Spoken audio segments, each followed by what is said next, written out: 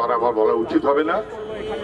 সেলিম বলেছে, কল্লোল বলেছে, মীনাক্ষী বলেছে, দেবাশিস বলেছে, সবাই তো বুঝে গেছে অসভ্য একটা অপদার্থ। বিশ্ববিদ্যালয় কি আর উচ্চ মাধ্যমিক পরীক্ষা কি এই ফারাক যে জানে না। মমতা ব্যানার্জির বদান্যতায় সে এখন পুলিশ কমিশনার। আমি আপনাদের সবার কাছে আবেদন করব, আগামীকাল থেকে উচ্চ মাধ্যমিক পরীক্ষা যেন সুষ্ঠুভাবে হয়। সেটা ওদের দায়িত্ব, ওরা ফেল করবে এটা ঠিক, কিন্তু আমাদের যে দায়িত্ব থাকে ছেলেমেয়েরা যেন ঠিকমতো পরীক্ষা দিতে যেতে পারে সেইটা আমাদের সবাইকে নিশ্চিত করতে হবে। যেমন তেমনই বিশ্ববিদ্যালয়গুলোতে গোটা রাজ্যে কালকে ধর্মঘট তাকে সফল করতে হবে। আমাদের রক্তের রং লাল, আমাদের প্রতিবাদের ভাষা আছে। অসভ্য যারা তাদের বিরুদ্ধে মাথা উঁচু করে চলার কোনো বিকল্প আমাদের নেই। বিশ্ববিদ্যালয়ে স্ট্রাইক, উচ্চ মাধ্যমিকের পরীক্ষা হবে। গোটা দেশে আগামীকাল ছাত্ররা তারা প্রতিবাদ জানাচ্ছে। আমার চারটে কথা। এক, এটা পরিকল্পিতভাবে প্রভোকেশন। প্রাপ্তবাবু শিক্ষার কাজে বিশ্ববিদ্যালয়তে আসেননি, মন্ত্রীর কাজে আসেননি, এসেছিলেন দলের কাজে এবং সঙ্গে বহিরাগত গুন্ডারা। সেই বহিরাগত গুন্ডাদের কাণ্ডজ্ঞান থাকার কথা নয়, কেন তার মাথায় প্রাপ্তবাবু তারই কোনো কাণ্ডজ্ঞান নেই এবং সেই কারণে স্বতঃস্ফূর্ত ছাত্রদের বিক্ষোভ তাকে সহ্য করতে পারলেন না। কি করলেন? নাটক ধরা পড়ে গেছে, নাটক ধরা পড়ে গেছে। কথা বলার, আলোচনা করার, শোনার, বোঝার আগ্রহ সুযোগ ওদের নেই। সন্তান সম ছাত্রদের গায়ের ওপর দিয়ে গাড়ি চালিয়ে দিলেন। এটা কোন অসভ্যতা? সন্তান সম ছাত্র তাদের গায়ের ওপর দিয়ে যারা গাড়ি চালিয়ে দেয় তারা অমানুষ, তারা অসভ্য, তারা জানোয়ারের দল। এই জানোয়ারের দল কালকে যাদবপুরে এসে গন্ডগোল বাগাতে চেয়েছে, না বুঝবার কোনো কারণ নেই। কে তলায় পড়লো, কে সাইডে পড়লো, লেখা হচ্ছে গাড়ির ধাক্কা। ওকে গাড়ির ধাক্কা বলে না, সংবাদ মাধ্যমে অনেকে লিখছেন গাড়ির ধাক্কা। ছাত্রদের গায়ের ওপর দিয়ে গাড়ি চালানো হয়েছে এবং তা যদি হয়ে থাকে যেভাবে হয়েছে,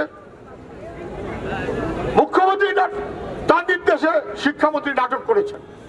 নাটক করে কোথায় গেছেন? ধরা পড়ে গেলেন হাসপাতাল। কি চিকিৎসা হলো? ও বললো স্যালাইন দেয়নি। জানেন আপনারা, ছবিটা দেখেছেন তো?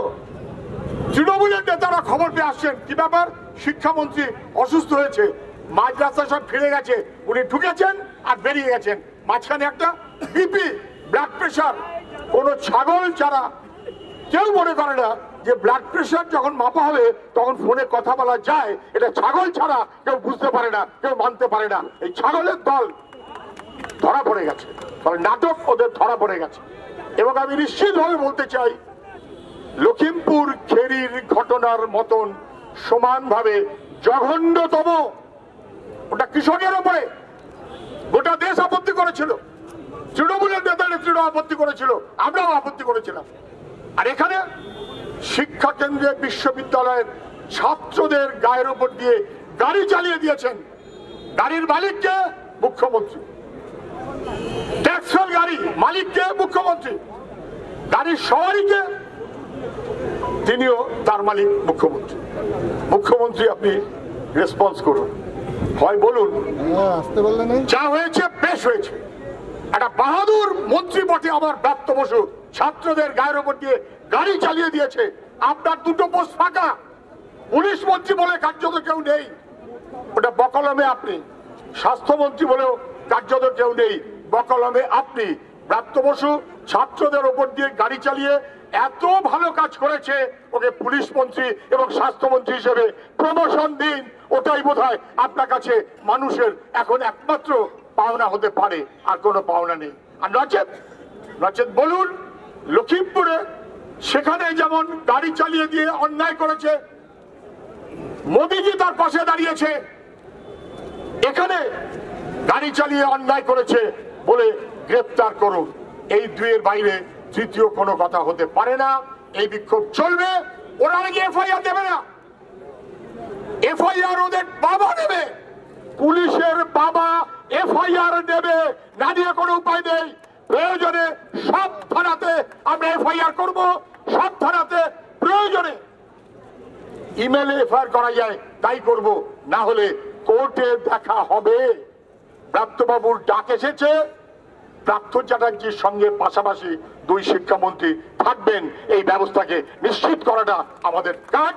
সেই মনোভাবে মানুষের মধ্যে, ছাত্রদের মধ্যে কলেজের ছাত্র সংসদ নির্বাচন স্বাভাবিক, স্বতঃস্ফূর্ত এবং সঙ্গত দাবি, তার পাশে আমরা সবাই থাকবো, গণতন্ত্রের পাশে, আইন রক্ষার পাশে এবং ছাত্র, যুব, শ্রমিক, কৃষক মানুষের দাবির পাশে। এই মনোভাব থেকে সবাইকে শুভেচ্ছা জানিয়ে আমার কথা আমি শেষ করছি। ভালো থাকবেন। ইনকলাব জিন্দাবাদ।